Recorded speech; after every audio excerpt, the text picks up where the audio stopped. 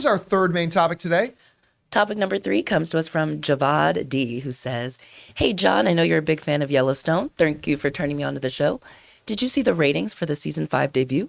The numbers keep going up and up every year. They're saying over 12 million people watched it, which is insane. With numbers like these, how much longer can this show stay under so many people's radar? Thanks." All right. Thanks a lot for sending that in, Javad. And yeah, listen, you guys know, I believe like Andor's out there, which, oh God. Dude. It's game day. Tonight. New episode of Andor tonight. God, that just made me happy. Suddenly the day just feels better to me now. I just realized that Andor. Cannot wait. Andor tonight. We live in a world where Succession is out there, which is insanely good. There's so much good stuff, but I still believe right now that Yellowstone is the best show on TV. And it is insane how few people talk about it. But while not a lot of people seem to talk about it, you bet your ass a lot of people are watching it, because according to reports, 12.1 million people watched the return of the show, which is up 10% from the season debut last year. Now listen, a lot of TV shows, they come out big, ratings drop, and then you try to hold those ratings for a while until eventually they drop until you get canceled, right? Even the great shows, right? Some of the really great shows see year after year their viewership go up, like Game of Thrones or stuff like that. Yellowstone is on that kind of trajectory. Now, if you want to put some context on this about, well, how big is 12 million viewers? Well, take a look at this image here. This is looking at, now this is an October factoid that came out, but everybody knows the number one thing on television is football, right? And in this thing, this is like the last week of October, I think. The number one watch thing in the world that week was Sunday Night Football with 15.5 million viewers. The number 2 was also Sunday Night Football, the pregame show with 13 point something million viewers. Then NFL on Fox, national bonus, Los Angeles Chargers versus Seattle Seahawks, drew 12.8 million viewers. And then you get the OT, more football Online in America, 60 Minutes, drew 7 million viewers. Get down around Chicago Fire, 7 million viewers, huge numbers. Now, to put that into some geek context, Stargirl was averaging, I believe, 280,000 viewers. Yeah. Right? Yellowstone, 12.1 million viewers on Yellowstone. Keeping that in context. Now, let me ask you this, because is it only on Paramount Plus? Where are we seeing this? Like, is it just on one network? No, they put it on a couple. So they put it on, it's not on Paramount Plus. Well, okay. It's on linear regular TV. It's on Paramount, and it's on, because it started before Paramount Plus existed. Yeah, it's on Paramount and a couple of their smaller owned stations as well. The old ones are on Peacock. This one's on the Peacock old ones, too. yeah. So the old ones could go, and then eventually they'll end up on Paramount Plus. But for now, that's where the live thing is, on a network that a lot of people don't even have or know that they have, and yet it's still pulling in 12.1 million viewers. Yeah. Listen, I'll tell you what. For the life of me, I don't know why this show isn't on more people's radars. I mean, it's clearly got the numbers. People are watching this show. Well, it is on people's radars. Yeah, but I mean, you don't hear people talking about it very much. And I do not know why, because to me, this is the best show. And by the way, for those of you who watch the show, you'll know what I'm talking about. The relationship between Beth and Rip, I think, is the best relationship I've ever seen on television. Like, these two characters as a couple is my all-time favorite television couple. Like, there's a power in that couple that, like, because you got Rip, who's like the ultimate man's man. And you've got Beth, who is like the biggest badass on the planet. But together, she's the only person that can call Rip on his shit, and Rip is the only one that can call her on hers. It just makes this incredible dynamic. Kevin Costner is brilliant in the show. The family dynamic, somebody wrote in and asked the question, who's got like the worst family dynamic? The family dynamics in Yellowstone or Succession? And it's close. Like, it's just, this show is just populated with these incredibly rich characters set in this gorgeous setting.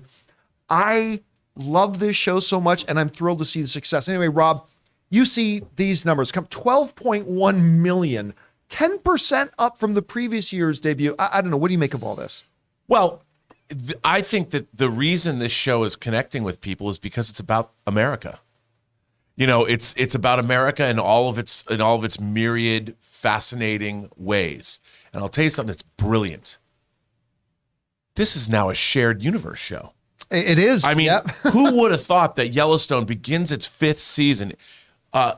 They've already had a successful prequel miniseries in 1883. Yeah. And their next miniseries stars 2 gigantic screen icons. It's not even a miniseries. It's going to be 2 seasons. Okay, 2 seasons. It's okay, 2 seasons, like the Andor of Yellowstone. For those of you who don't know, Rob's talking about 1923 with Harrison Ford And Mirren. Helen Mirren. Dame Helen Mirren. Yeah. Indiana Jones and Han Solo are in the next Yellowstone. This is, I think, in television history, I love seeing this happen. I love seeing that Taylor Sheridan has a huge powerhouse. I mean, come on, look, he looks badass. He looks great. He looks great. Yes. And this, I love this. I think this is great creative programming that stems from the mind of one creator. Not to say he doesn't have great collaborators, but I mean, the hardest working man in show business. You know, I was reading an article that just the other day saying that there are some people that think that this is some right-wing power fantasy show. And I'm like, what? This movie is about Americana. It taps into Western iconography along with like Succession, Wall Street. I mean, it's Gordon Gekko meets the West, man. This is catnip, especially for older viewers too. I mean, this appeals. 1883 was a great effing Western. I mean, I saw things in that, like that gun battle that they had when people were trying to steal their horses in the middle of the plains where there was no cover. That was awesome. I mean, I'm like, this is visceral. This is awesome programming. This is awesome content. But this is really great auteurist authorship programming that I love. And look, dude, I wouldn't have watched this show. I was off my radar until you put it on my radar, and I'm like, I gotta watch this. Well, I'm glad you did. Yeah, and when I really didn't start watching it regularly and get all the way through it till 1883. I was so impressed with 1883, which was kind of cool. It's kind because it reminded me this must be the experience of watching Game of Thrones.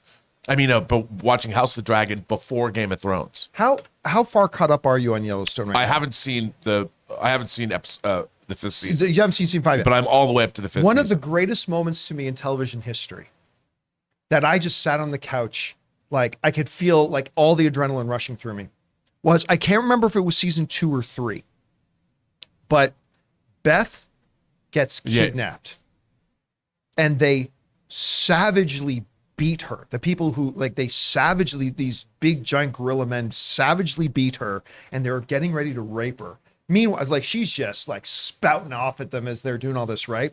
And you knew Rip was coming. And like I'm just sitting there, listen, I'm not a violent person. But I'm like, oh, when you knew Rip was going there, because you got to understand the relationship between Rip and Beth.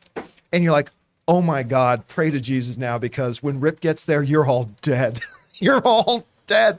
And it was one of the most adrenaline pumping scenes I think I'd ever had watching television. So good. But that's the thing about Tyler Sheridan is he really understands how to use tropes properly. Yeah. And he was an actor before he was He was in Sons of Anarchy. Yeah, he really gets it. Like he understands the way a lot of other people are shying away from these kind of tropes now. He's no. There's a reason these classical tropes work, and he's leaning into that, and I love it.